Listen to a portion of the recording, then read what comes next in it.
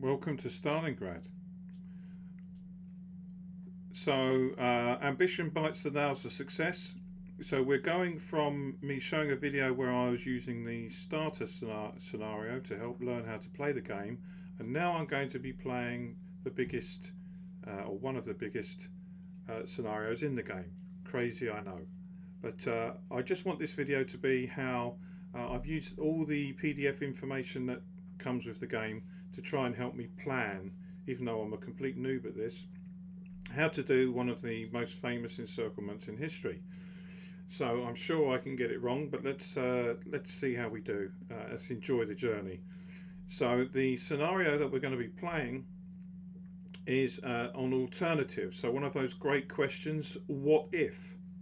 So this is, I've kindly got someone from the forum, the Wargame Design Studios forum, has agreed to play a scenario with me, and it's this one, 306 turns. Yes, I'm sure we'll get that done in just one weekend. But it's the Uranus retreat scenario. So in this one, what makes this completely different is that if the insistence of the man the German High Command privately referred to as the Bavarian Corporal, that is Adolf Hitler himself, he was the one obsessed with the Sixth Army goal to take the named city for Joseph Stalin. It was he that insisted the events unfolding on the flanks of the army were temporary setbacks which he could recover from. In this scenario, we will investigate events if the Germans were not compelled to cling to the west bank of the Volga and instead embarked upon a more sensible withdrawal to the Don River. The scenario concept removes a number of large objectives east of the Don River and reduces the victory levels accordingly. However, in the face of a German withdrawal, the Russian 24th and 66th Army of the Don Front is released to the offensive earlier than was historically the case. And the recommended rules are default, so what we always play with. So in English, what does all that mean? Well, let's use our map.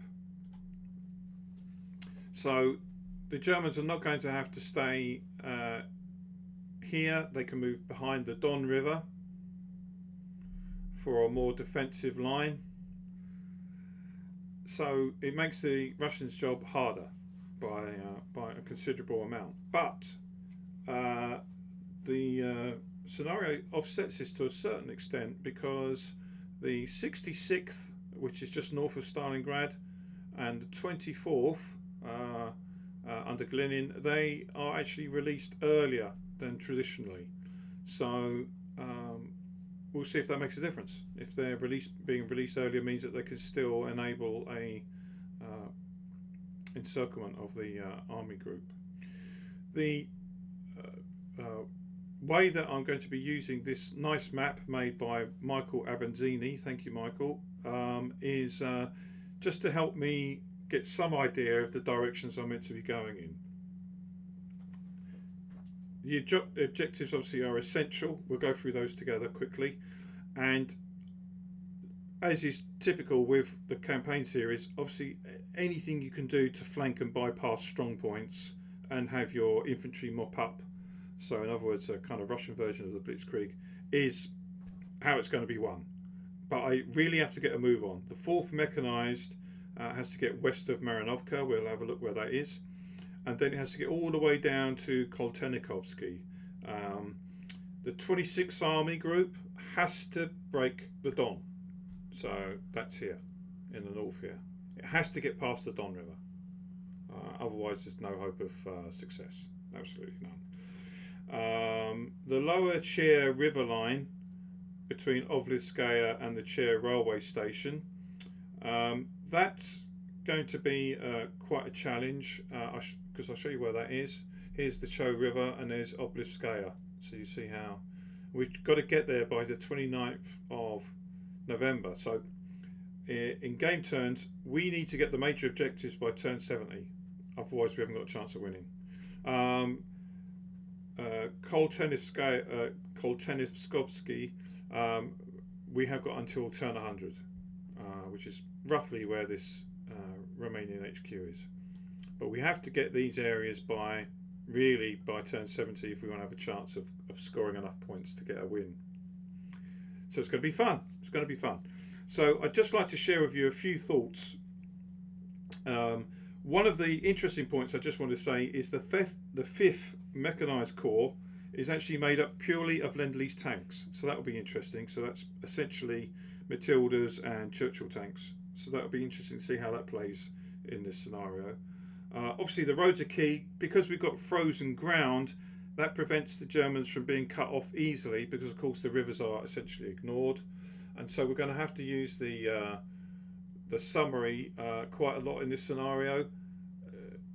We could see that if you're motorised or tracked, you're paying either double or 1.5 times the movement costs. Foot units are all paying 1.5 times. Ski don't have to pay that. I'm not convinced I've got many ski units. I've not seen any. So let's see. If I do, then I'll have to remember to use them, because they'll have the biggest chance of helping to cut people off. So we've got terrain that is going to be affecting our movement.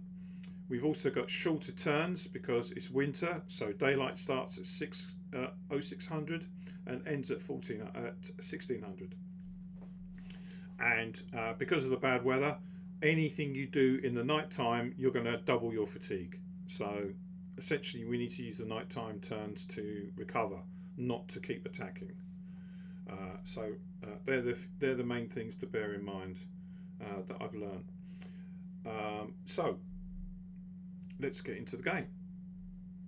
So we want to play by email, and fog of war. We're going to be the Russians. Default rules. I'd love to have used wireless intercept, because I think that's just a cool feature. You could get some idea where the HQs are, but not this time. Okay, so let's go.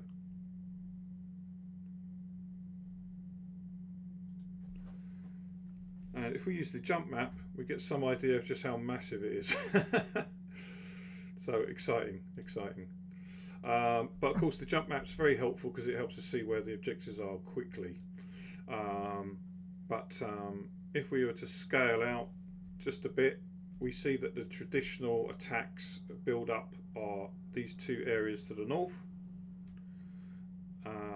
We've got the smaller one here just north of Stalingrad, which is those two armies we mentioned, the 24th and the 66th. Stalingrad itself, and then obviously our main thrust to the south of Stalingrad. So that's what we're up against, and we do have a few units here.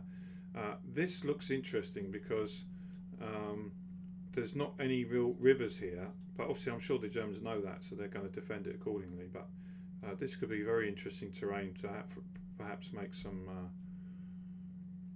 breakthroughs on. So let's jump to where the objectives are. So this is the first one that we need to get to, Yevstraski, which is being held by the Romanians. And over here, where the Romanians have to where we have to attack the Romanians, Ust-Medvedici. This leads to the northern Chir River, this area here, Chernivskaya. This traditionally was where a large amount of fighting took place. So that will be interesting to see how that plays out when we play this scenario. And then to the middle here, we've got some nice, these are all 250 points. And then a bit closer to the Don, we've got the ferry points, which are going to be hotly contested. This is the big one, Kalak na Donu, 500 points. So essentially, it's these three are relatively close to each other. It's the two ferry crossings and the bridge crossing, which makes sense, doesn't it? And then there's another bridge crossing to the south. So the place that we've got to get to by around turn 100 is actually all the way down here. Here we go. if I can find it. Koltenevskaya. Where are you? You know what? I found it so easily earlier. Where's it gone? I thought it's here. Oh, there it is. So it's a bit further south than I thought. So Koltenevsky. We need to get here. And this station. So a long way to go. Long way to go. 100 turns, but it's still a long way to go. What this scenario has taught me in me just reading up about it and trying to prepare for it, it really was a tremendous feat by the Soviets to do what they did. I know there's a lot of bad information gone out there about Hitler making them stay where they were, and it was only Romanians on the flanks. But when you see how far they got in 10 days, I think it's impressive, very impressive. And it's not like anyone just rolled over and surrendered, because you weren't going to do that to the Russians. So we'll do the traditional to get started. We'll press F3. So we can see that all the turns are going to be 2 hours long. As I said, the daylight's really going to be from start on turn 2 for us. So it's 0600 and it gets dark about 0400.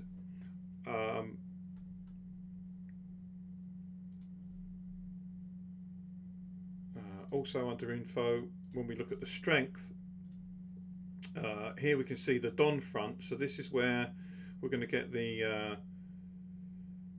66th Army is released early, so it's got 62 vehicles, and we can see that the number of tanks is mostly in the 58th Brigade, it seems, and then some anti-tank guns as well. So it's not a huge amount of vehicles, but we'll see what we can do. They've been released early, so that should help. And then the 4th Mechanized has to get west of Marinovka. So that was highlighted in the jump map for us, that we have to get to Marinovka as soon as we can.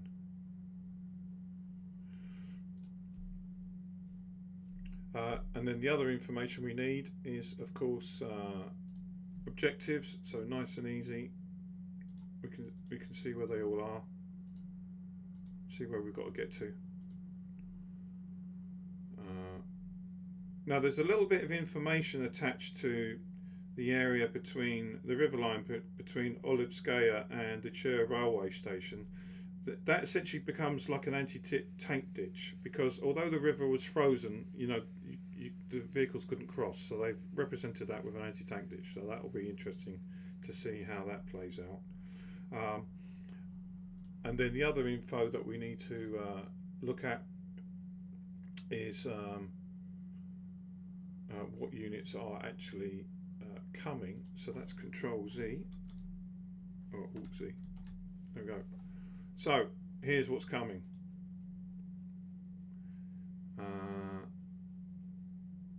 So 12 o'clock